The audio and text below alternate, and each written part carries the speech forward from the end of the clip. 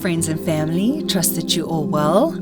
I'm really eager to be sharing something with you today that's going to be somewhat of an encouragement, and I really trust that it stirs and spurs your faith. It's a story of something that happened to me last year. I was in the car, and sometimes God speaks through different things, sometimes through number plates or different pictures or signage and different things like that. And there have been times where I felt a significant number just stand out to me on a number plate, and I've come home and I've looked up that sequence of numbers, and it's been a scripture that has spoken very significantly and into a circumstance or a situation that I'm facing at that very time. So it becomes something of a rock to stand on, and it's just such an encouragement. So that particular day, I was driving and I felt three numbers on a number plate stand out to me.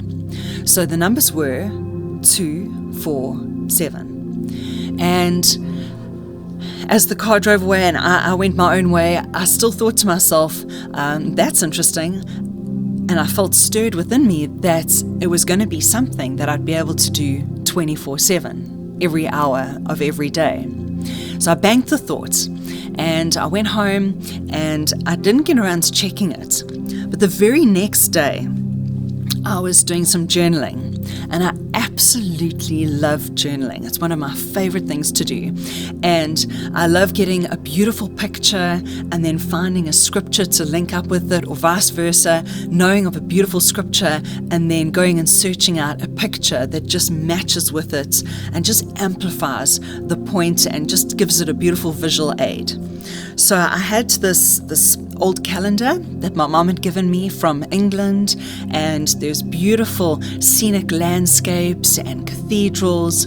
And there was this one particular picture that I wanted to journal that day, and it was actually, surprisingly enough, of Cambridge University. And it was a winter scene, so there's heaps of snow. But the reason why I wanted to use that particular picture was because I had a scripture in mind that I knew would go perfectly with it. I couldn't quite locate in my mind where it was, so I Googled in some of the words that I knew were a part of that scripture that I wanted to link up, because I wanted to hone in on those beautiful ornate doors. And as I went and looked, the scripture came up, and I knew that was it. That was the one that I was thinking about, the one I was looking for, and it was amazing. And then I took a look at actually where it was in the Bible.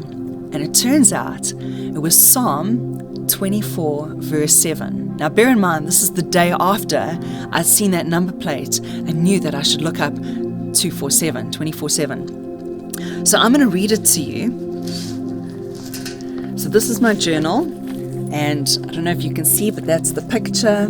There's the ornate doors, and here's what Psalm 24, verse 7 to 10 says. Lift up your heads, you gates. Be lifted up, you ancient doors, that the King of glory may come in. Who is this King of glory? The Lord strong and mighty, the Lord mighty in battle. Lift up your head, you gates. Lift them up, you ancient doors, that the King of glory may come in. Verse 10 says, who is this King of glory? The Lord Almighty. He is the King of glory. So that was the scripture. And two things out of the story. Firstly, I want to say, God can speak to you through absolutely anything. It's almost like a treasure hunt. So I want to encourage you to be on the lookout. He can use anything. Just read between the lines. He wants to speak His truth to you and encourage you in any way. So I wanted to encourage you to be attentive to doing that. And then secondly, I just wanted to say that people at this point in time, with what's happening with the coronavirus, they are asking, Who is the King of Glory? There is such a question mark in this time, in this season. It seems so precarious. What is going on? And people are asking. They want to know, and we're the ones that get to show. Like Isaiah 60, in the beginning of Isaiah 60, when it speaks about the fact that arise and shine, for your light has come. See, darkness covers the earth, thick darkness covers the people. We can see that darkness with this death and destruction of this disease and sickness. But we get to arise and shine and point people to the King of Glory.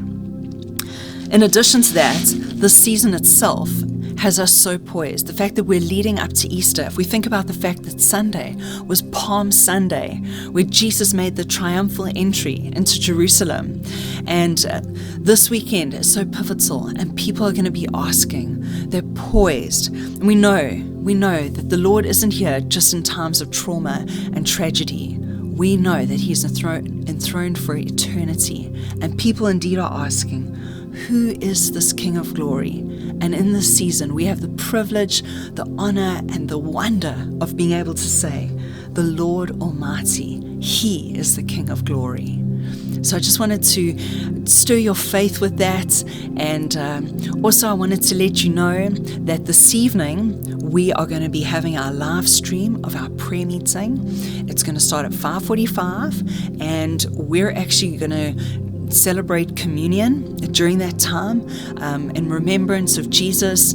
Again, the timing is just profound. The very thing that He did at the Last Supper with His disciples as He taught them, do this in remembrance of me.